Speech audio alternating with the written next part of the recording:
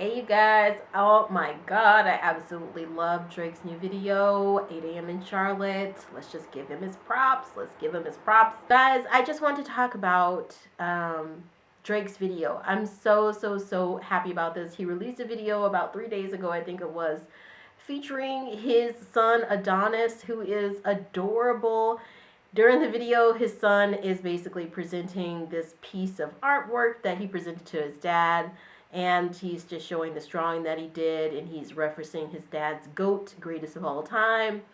And we also just hear a deep sense from Drake of what we've seen from him throughout a very long time. You know, this is a time right now in America where Black people, our health, our self-care is being undermined. Go and check out my video about Jamie Foxx.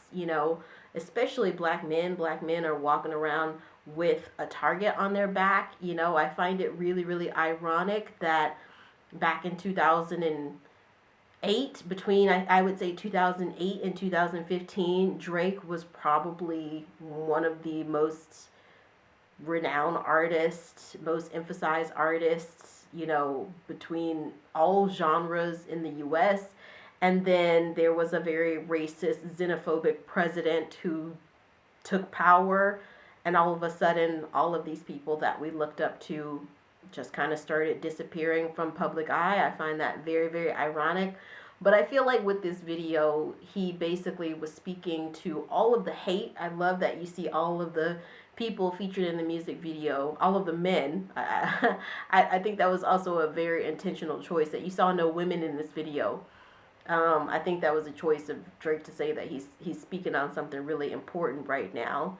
And actually putting his son in there, that also, there were so many nuances, guys. When I went and looked at all the different sort of interpretations of the different lyrics, there's so many references packed in there, from the Kennedys to Jordan Peele to a reference to Lauryn Hill. I mean, he really went all in. And now that I think about the fact that there's only men in the video, and his son Adonis is sort of featured as the beginning of the video, and he's seen throughout, I think it also is supposed to be speaking, I think, to a certain element of manhood, and sort of emphasizing the way that we look at our young boys and men. Because as I said, right now, this is a time in society where Black people, especially Black men and Black boys, are being vilified to no end. I mean, I saw on the news that this white woman at a pool, at a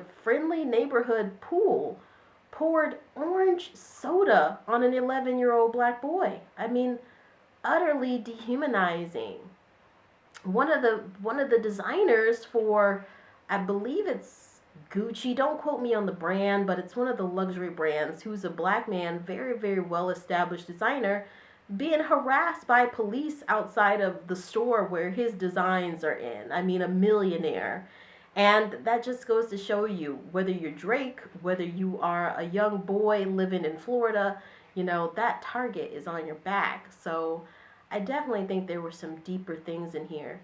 I also really love the way that Drake addresses hatred and sort of jealousy and envy, those really kind of nasty elements of our society, gossiping, and he actually speaks on men and insults their, manhood, speaking on gossip between men almost as if it's not really a heterosexual attribute, which that I don't love, but at the same time I get where he's saying. One of my favorite songs from Drake is actually Drake and Future, called Where You At. And for me, that really just establishes everything that I feel in my heart about loyalty.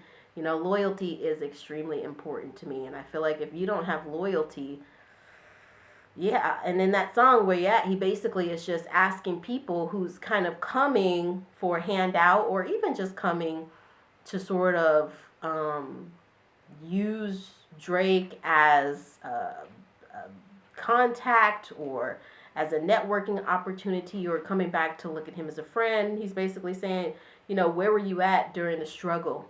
And we know that something that is emblematic of the Black experience is struggle.